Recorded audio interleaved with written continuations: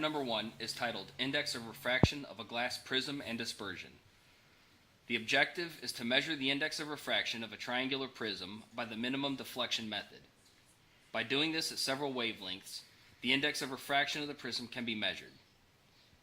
Using a telescope spectrometer, we will use mercury, zinc, and cadmium spectral lamps as light sources, which will diffract through the prism and produce spectral lines.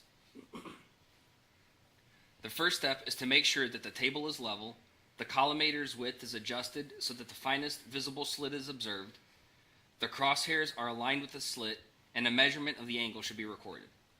It should be noted that the lamps take some time to warm up, so it is a good idea to turn them on and allow them to warm up prior to making measurements.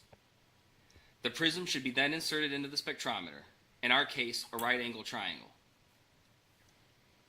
With the prism in place, the telescope is moved towards the base of the prism until the diffraction lines are seen. For each spectral line, record the angle of the vernier scale, which is measured in degrees and arc minutes, and then subtract from the initial angle to obtain the angle of deflection. The procedure is then repeated for the other lamps. It should be noted that during our experiment, we used 3 sets of measurements per lamp since there were 3 members in our group.